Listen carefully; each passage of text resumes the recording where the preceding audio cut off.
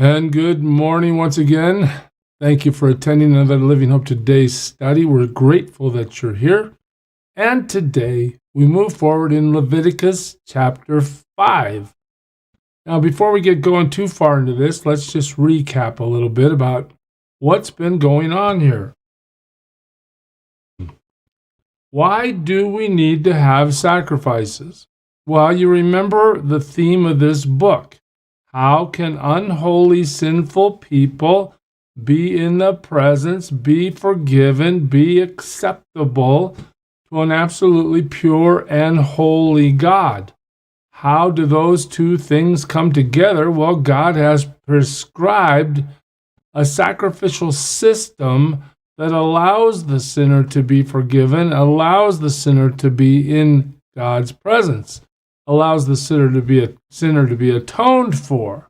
Okay, we saw the burnt offering. That's generally about forgiveness, just generally, I guess I should say.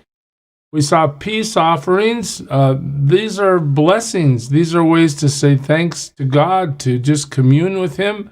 We saw grain offerings. Again, thank you and communing in that relationship with Him.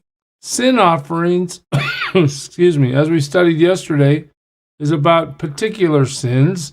And today we get to guilt offerings, sinful attitudes, whether intentional or unintentional. Okay, well, let's just see what chapter 5 holds for us today. 5:1, if a person sins, now here's how you sin. This is what you call a sin of omission. He does not speak up when he hears a public charge to testify regarding something he has seen or learned about. He will be held responsible. Well, wait a minute, God, I didn't do anything. And God says, yeah, that's right. You didn't do anything.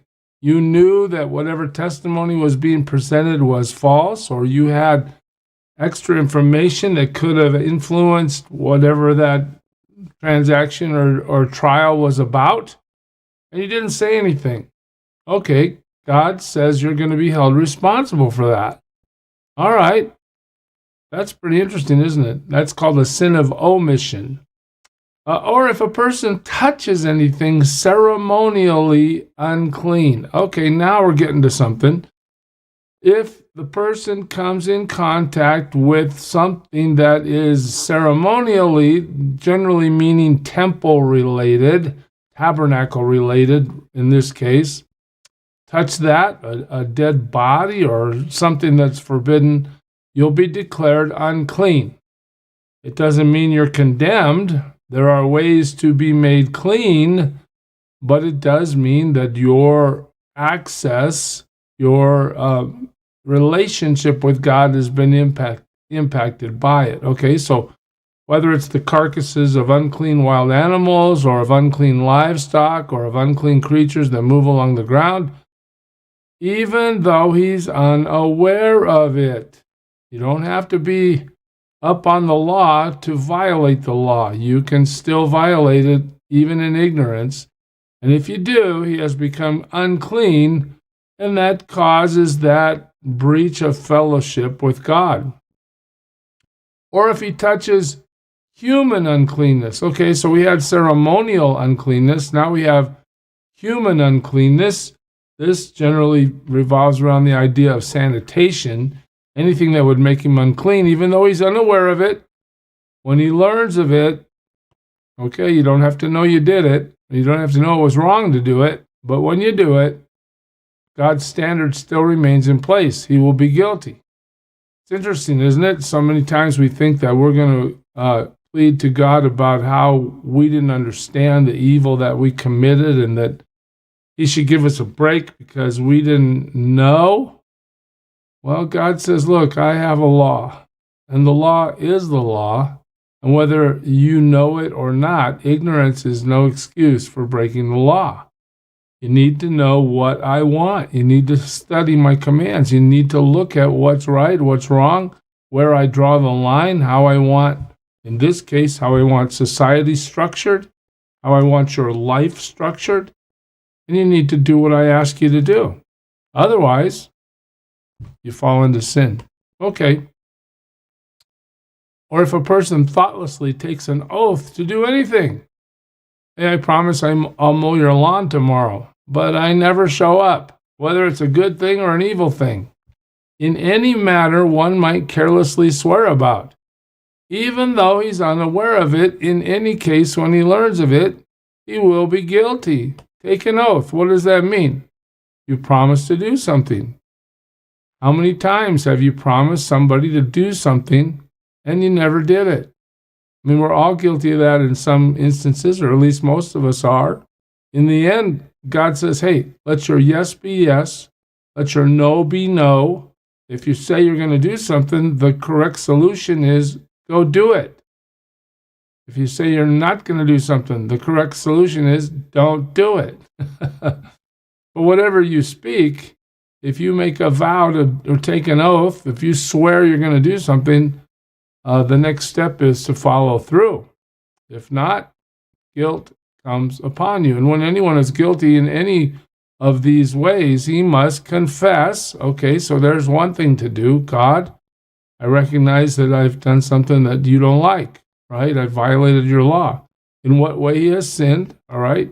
And as a penalty for the sin he has committed, he must bring to the Lord a female lamb or goat from the flock as a sin offering. So, the animal in question here is a female. It's a lamb or a goat. It comes from the flock. It's a sin offering. You say, wait a minute, Pastor, I thought we were talking about guilt offerings today. We are. Just wait a second. And the priest shall make atonement for him for his sin. Atonement. What's that? That's where God knows we're guilty, but the price for our sin has been paid so that God's punishment is alleviated. All right. That's the goal. Atonement. Okay. Verse 7. If you cannot afford a lamb, this is really amazing. What does God say? You know, it costs something to offer your female lamb or goat, as in the previous verse. What if you can't afford that? Well, God says, look, it's not that you get out of the sacrifice because you're poor. It's that we're going to offer something less expensive. That's how it works. He is to bring 2 doves or 2 young pigeons to the Lord as a penalty for his sin. One for a sin offering, the other for a burnt offering. So now 2 animals are sacrificed for the one that can't afford the lamb, one for sin and one for burnt offerings. All right, so you see how this expands a little bit.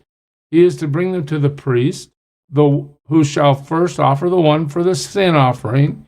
He's to wring its head. He's to wring its head from its neck, not severing it completely, and is to sprinkle some of the blood of the sin offering against the side of the altar. The rest of the blood must be drained out at the base of the altar. It is a sin offering. Okay, we looked at that yesterday. The priest shall then offer the other as a burnt offering in the prescribed way and make atonement for him for the sin he has committed, and what? He will be forgiven. You see that? So the burnt offering comes into play here. Atonement is again the goal of the offering, to be delivered from the guilt of sin and the penalty of sin. We are forgiven. All right, that's what God keeps pushing this whole sacrificial system to, that we are atoned for in our guilt.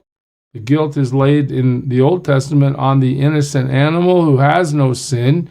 Innocent blood is shed on behalf of the guilty, and forgiveness and atonement is the result. This is going to be played out ultimately in the cross of Jesus Christ, as he is the sacrifice and the priest who offers himself on behalf of sinful people. All right. Verse 11, if, however, he cannot afford 2 doves or 2 pigeons. Now we're talking, we really don't have anything, God. Well, he's to bring as an offering for his sin 1/10 of an ephah of fine flour for a sin offering.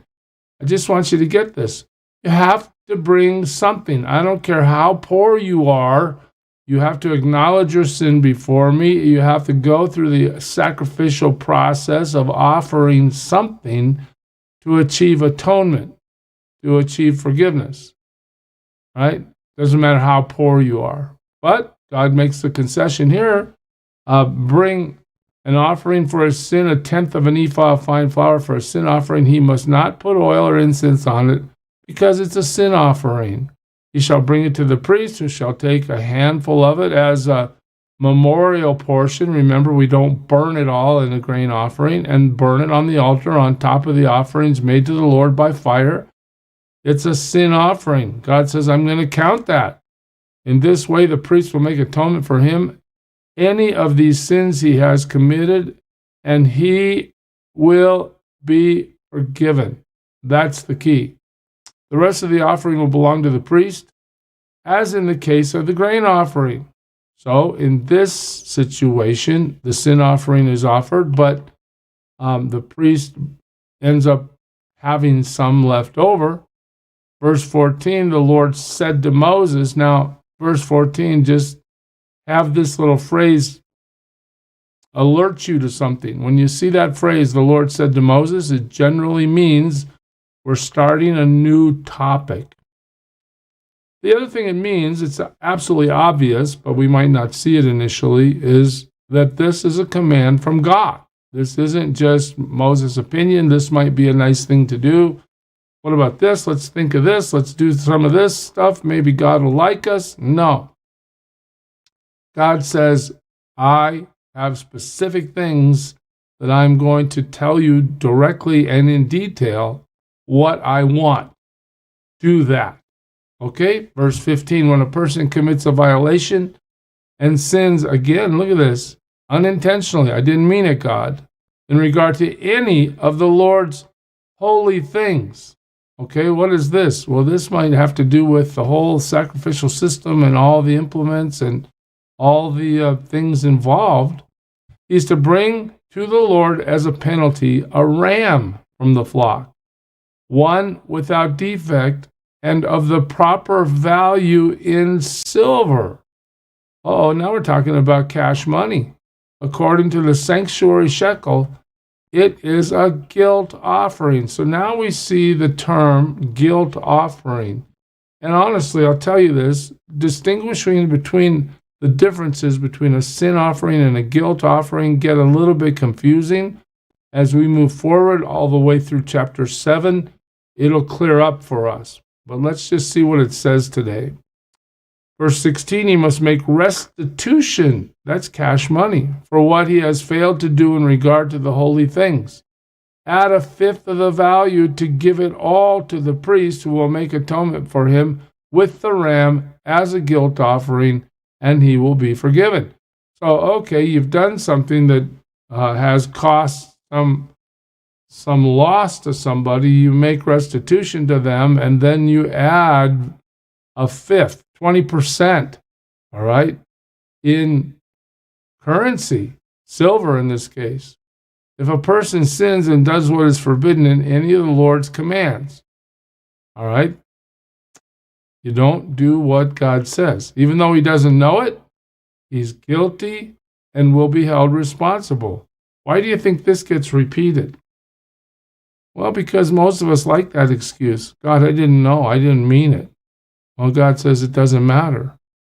Violation of the law is violation of the law, whether you knew it or not. I mean, it's the same in our court system. You might not ever have read that stealing is wrong.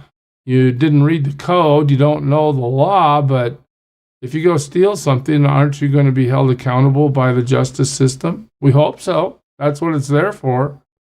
God's system works the same way. Violate the law and throw yourself into guilt.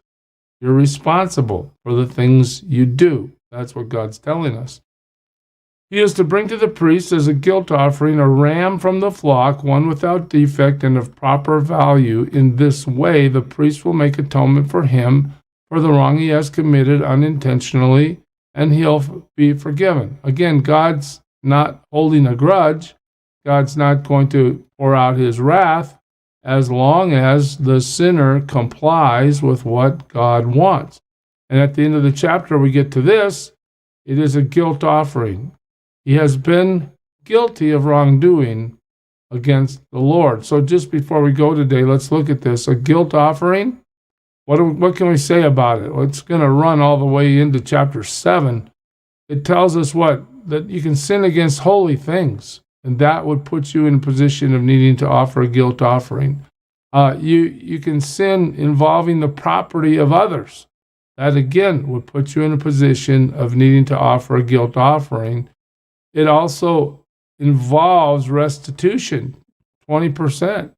So the sins, well, they're unintentional. Maybe it didn't seem like a big deal, but to God it is. You didn't bring an offering.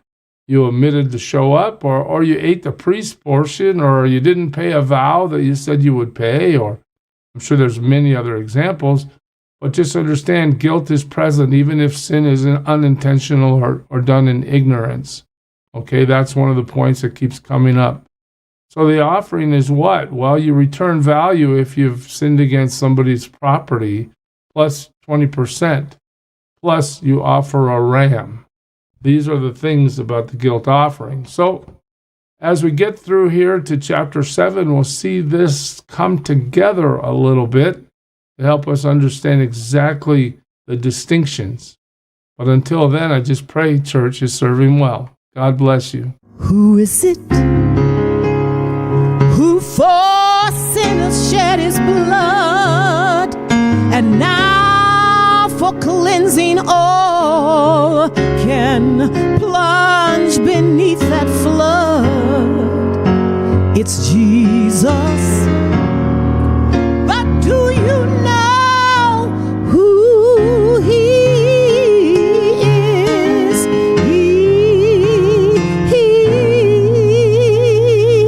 He's the image of the invisible God, and he's the brightness of his glory, the first, the last, the future, the past.